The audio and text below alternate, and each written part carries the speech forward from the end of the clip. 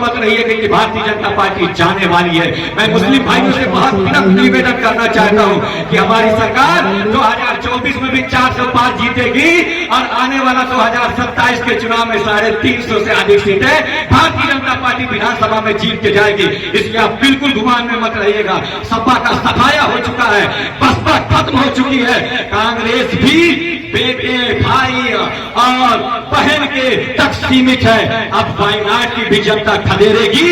इसलिए आइए भारतीय जनता पार्टी का साथ दीजिए, ये आपके साथ खड़े हैं। मैं मुस्लिम बहनों से भी गुजारिश करना चाहता हूं, आपके लिए भी दिया गया है। आप लोगों से अगर हम किसी का आभार व्यक्त करते थे अपने मीडिया के साथियों का, इतनी व्यस्तम समय में इस ग्रामीण अंचल में आप लोग आए और इस कार्यक्रम को कवरेज दे रहे हैं, आप सभी का हम स्वागत अभिनंदन करते हैं।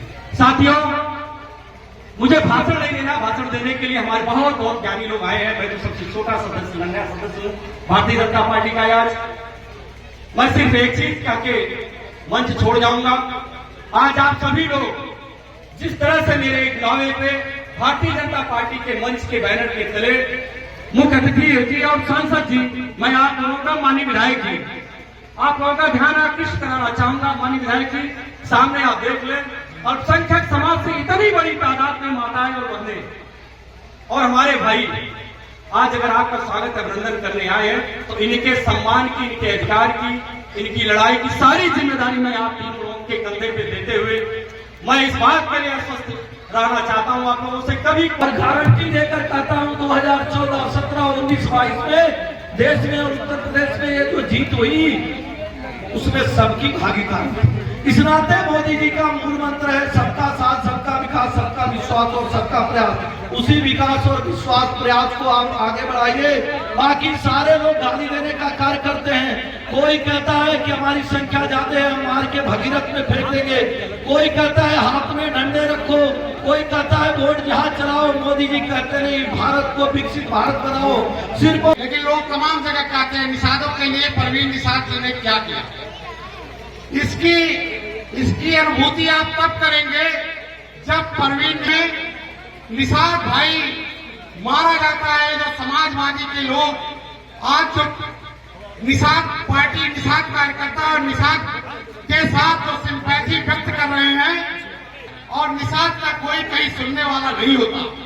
ये बात सांसद जी के काम तक जाती है और संजोग से सांसद जी गोरखपुर आते हैं। मेरे स्वयं की देखी हुई घटना है मित्रों।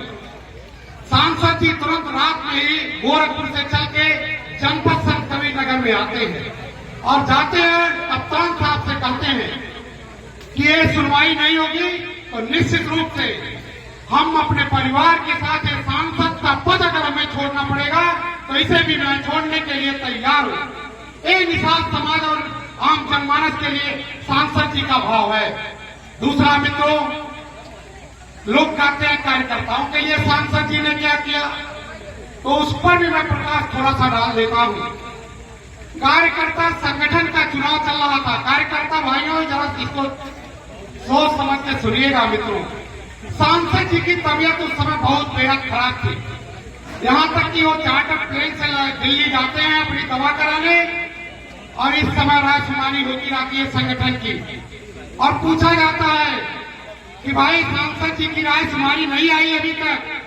तो सांसद जी तक जब बात जाती है तो सांसद जी कहते हैं कि भाई मेरी तबीयत तो बहुत खराब है, मैं जाने वाला नहीं हूं और न मैं पहुंच पाऊंगा। लेकिन एक 35 साल का कार्यकर्ता है और एक 28 साल का कार्यकर्ता है, ये दो नाम है, आप इन पर जरूर विचार कर लीजिएगा। और कार्यकर्ता तो सारे हमारे हैं, कार्यकर्ता तमाम, उसमें नए कार्यकर्ता भी रायशुमारी अपनी जिलाध्यक्ष के लिए अपनी दावेदारी पेश किए थे। सांसद जी ने कहा कार्यकर्ता सब हमारे हैं और सबके साथ मैं हूं, लेकिन ये जो पुराने कार्यकर्ता हैं इनके नामों पर भी विचार कर लीजिएगा। ये सांसद जी का भाव है। और मित्रों, 5 साल के कार्यकाल में सांसद जी ने जो इस जनपद को दिया, जो कार्यकर्ताओं को दिया, जो नौजवानों को दिया और जो आम जनमानस को दिया, मैं डंडे के चोट पर कह सकता हूं 5 साल में कोई व्यक्ति नहीं कह सकता कि सांसद मेरा कहीं विरोध किए हो।